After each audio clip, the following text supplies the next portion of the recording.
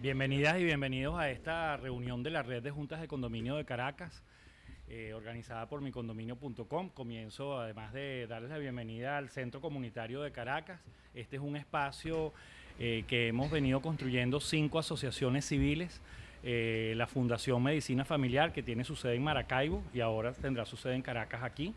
La Escuela de Ciudadanos, que es una asociación que desde el año 2005 trabaja con asociaciones de vecinos, consejos comunales y cooperativas. La Agencia Comunidad y Comunicación, que lleva adelante proyectos de comunicación comunitaria. La Red de Madres, Padres y Representantes, que trabaja con comunidades educativas, y micondominio.com. Esas 5 agrupaciones nos hemos unido para poder costear lo que significa tener un centro de esta naturaleza y contar con estos recursos que hemos ido lentamente instalando, aprendiendo a manejar. Hoy vamos a tener una sesión interesante también desde el punto de vista tecnológico, porque vamos a tener la participación de alguna ciudad de Venezuela que también tiene cosas que aportarnos vía Skype, y además ya hay vecinos de diferentes lugares de Venezuela que están siguiendo esta reunión por streaming. Ya hemos divulgado a qué dirección se conectan para que ellos nos puedan ir siguiendo y podrían interactuar, por supuesto, escribiéndonos a la cuenta de Twitter o en la cuenta en Facebook. Ellos podrían interactuar, o sea que en algún momento podría llegar algún comentario, alguna pregunta, algún aporte desde algún lugar de Venezuela. En este centro comunitario de Caracas se prestan diferentes servicios de capacitación, de información, de asesoría. Quienes quieran más detalles o información, estamos a la orden, porque aquí hay participantes de las diferentes agrupaciones que hacemos vida en este centro. Como ustedes saben, micondominio.com es una agrupación que se creó en el año 2000, ya son 14 años de existencia. Básicamente da capacitación, información y asesoría, promueve la articulación por reuniones como esta, y propone algunas iniciativas tales como la celebración del Día del Condominio todos los 15 de septiembre de cada año. Ya este año 2014 será la 5ª ocasión en que celebramos el Día del Condominio. Esta es una agrupación que en algunos momentos ha hecho pública su opinión ante funcionarios públicos, cuando, por ejemplo, hemos pedido alguna precisión al CENIAT con respecto a las obligaciones tributarias de los condominios. También cuando nos dirigimos a la Superintendencia de Bancos para ver si se estimula que la banca privada y pública tengan un programa de préstamos para condominios, para aquellas cosas como cambiar los ascensores, la pintura del edificio, la impermeabilización, que todos los que estamos aquí, que estamos en juntas de condominio, sabemos que cada día se vuelve como que más difícil a través de las cuotas extraordinarias llegar a esos montos. O sea que hemos hecho gestiones ante diferentes entes públicos, ante el INAVI, ante la Gran Misión Vivienda Venezuela, para algunos temas que tienen que ver con averiguar legislación, proponer algunas soluciones a problemas que existan, muchas gestiones ante la Asamblea Nacional proponiendo la reforma de la Ley de Propiedad Horizontal, pero nunca habíamos tenido que dirigirnos al presidente de la República. En nuestra historia nunca eso había aparecido. Esta es una agrupación que ha durado estos 14 años, justamente porque desde un principio se definió como una agrupación que no tenía un perfil religioso determinado. O sea, no nos alienta en particular una religión a todos los que los conformamos. De hecho, siempre decimos que hay personas en micondominio.com, somos 43 personas en toda Venezuela, que hay personas de 3 religiones diferentes, o sea que le rezamos a dioses diferentes. Eso es muy afortunado, porque así guardamos el equilibrio religioso, ¿no? Porque no puede haber ninguna parcialidad. Y también tenemos la suerte de que en nuestra agrupación hay personas que votamos diferente. Y como votamos por opciones políticas diferentes, la agrupación con más razón ha podido cumplir aquello del equilibrio, porque al haber personas que tienen opiniones sobre el tema político general diferentes, pues la agrupación se ha mantenido siempre en una posición de equilibrio, y lo que nos une, y nos une muchísimo, y nos tenemos mucho aprecio y mucha confianza, y ya son más de 14 años juntos, porque algunos de nosotros venimos de otras experiencias comunitarias antes de compartir en micondominio.com. Lo que nos une es la convicción de que transformando los condominios transformaremos a Venezuela. Los que han venido a los talleres y algunas de nuestras actividades saben que nuestra pretensión es a 100 años, que comenzamos en el 2000 y que pensamos que la modificación de las relaciones de convivencia entre los venezolanos serán posibles en 2 o 3 generaciones. Por lo tanto, nuestro proyecto es, lo hemos dicho siempre, a 100 años.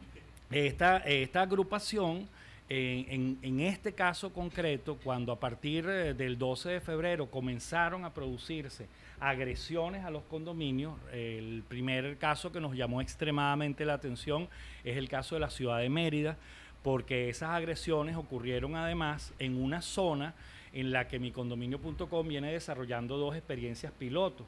Una de ellas, el manejo de la convivencia en un conjunto residencial con muchas mascotas. Quienes hayan leído nuestras columnas en los periódicos con regularidad han escuchado esta experiencia que lleva adelante Danitza Suárez. Y luego, con estos temas de la seguridad vial en que nos hemos metido, de la prevención vial, se creó allí la experiencia del kilómetro inteligente. Son una cantidad de condominios que están en una avenida principal, se sumaron a las escuelas de la zona, a los comercios de la zona, para hacer de ese sector un sector protegido, un sector prevenido, no solamente ya frente a la seguridad vial, sino también frente al delito. Y cuando comienzan las agresiones, obviamente ellos reaccionan de inmediato y reaccionan diferente a, por ejemplo, a mi edificio, que estábamos un poco desprevenidos ante esta circunstancia y no tenemos una estructura con los otros condominios de la zona, aunque nos hemos reunido, no tenemos una estructura estable. Ellos sí, porque estaban haciendo una experiencia de prevención. Y cuando aparece la primera agresión, que entran unos motorizados, unos delincuentes en moto y armados, entran al edificio de ellos y que desvalijan los carros y deterioran las áreas comunes y agreden a algunos a vecinos de los apartamentos, ellos reaccionan de inmediato y se produce así la primera guía. ¿Se acuerdan que le hicimos circular a los 3, 4 días que ellos la produjeron, la anunciamos y circuló? Y muchos de los que están aquí son personas que nos pidieron la guía en su momento.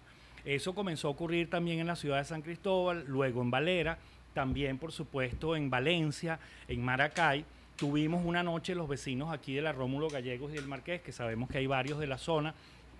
Tuvimos una noche terrible, cerca de 300 motorizados con parrilleros en la Rómulo Gallegos. Fue la noche que dejó como resultado 16 vehículos agredidos, que el intento de agresión a Televen y el ingreso de muchos de estos motorizados a Torres de Ugar, que es un edificio bastante conocido que está allí en la avenida Rómulo Gallegos. Así que nos fueron tocando todas estas cosas y entonces decidimos empezar a intercambiar experiencias.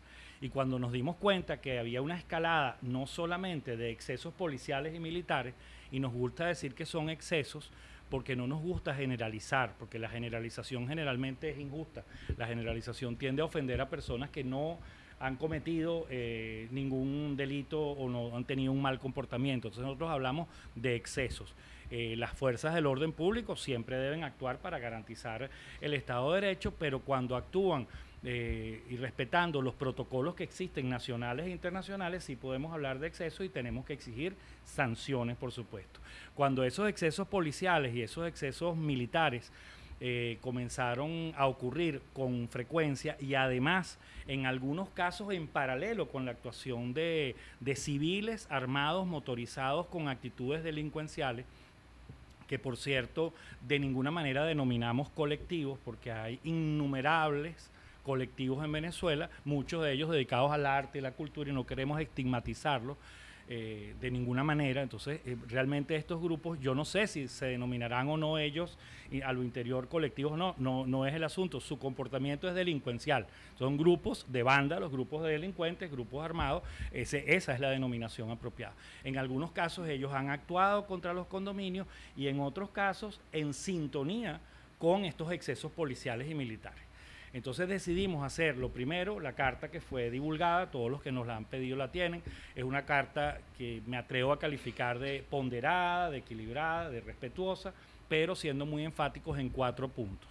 El primero de ellos es la exigencia de una investigación y las sanciones a aquellos funcionarios policiales y militares o a aquellos miembros de estos grupos delictivos que se puedan tener las evidencias para que sean procesados y sancionados. Eso es lo primero que le hemos pedido al presidente de la República. Lo segundo es el que desde la Presidencia de la República se diga cuál sería el ente con competencia en la materia al que los condominios de Venezuela se pudieran dirigir para ser indemnizados, porque no se imaginan la cantidad de reportes que tenemos de garitas destrozadas puertas de estacionamiento, lo hemos visto en los videos, tanquetas que derribaban puertas, motorizados que con varias motos al mismo tiempo alaban estas puertas eléctricas. Nosotros que lidiamos con los condominios sabemos los costos de estas cosas, hemos visto los ingresos a los edificios, la agresión a las áreas verdes, el deterioro de los cercos eléctricos, incluso el hurto de los sistemas de cámaras.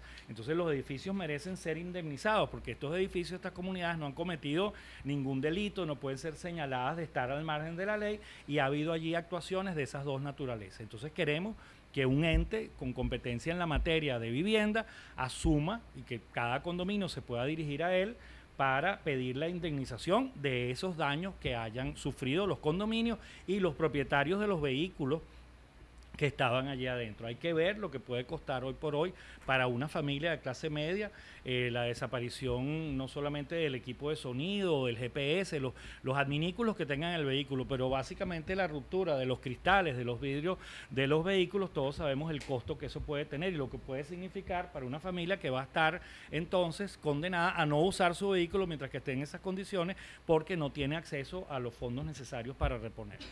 Y lo tercero tiene que ver con el mensaje presidencial. Le estamos pidiendo en esa carta al presidente que reitere un mensaje inicial que dio días muy cercanos al 12 de febrero, cuando manifestó que ningún grupo de civiles armados podía hacerse dueño de las calles en Venezuela, ni de un sector ni de otro sector. Ese es el mensaje que debe haber desde un gobierno, evitar que los civiles puedan actuar armados para protestar o para reprimir manifestación, en ninguno de los dos sentidos. Nos preocupó muchísimo cuando días después escuchamos en una locución presidencial el llamado a que determinados grupos de civiles, militantes de un partido o conformantes de determinadas agrupaciones actuasen para reprimir, para hacerse presentes y minimizar estas protestas de los ciudadanos. Eso nos preocupó muchísimo porque eso puede ser la génesis de una confrontación entre civiles que no puede ser de ninguna manera estimulada desde un gobierno.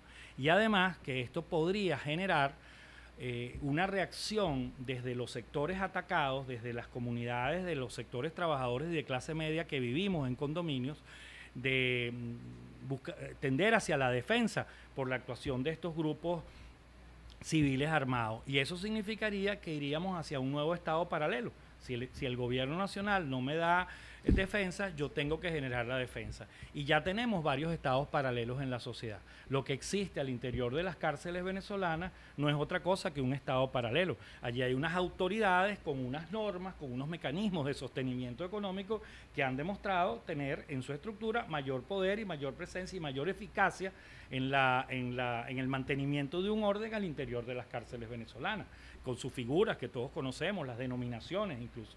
Y en muchas comunidades populares en nuestro país, en muchos barrios, lo hemos leído, lo hemos visto, tenemos los contactos que nos pueden informar acerca de esto, existe también un estado paralelo, es decir, existen bandas, existen grupos que controlan la vida del barrio ante la ineficiencia de las autoridades policiales o militares.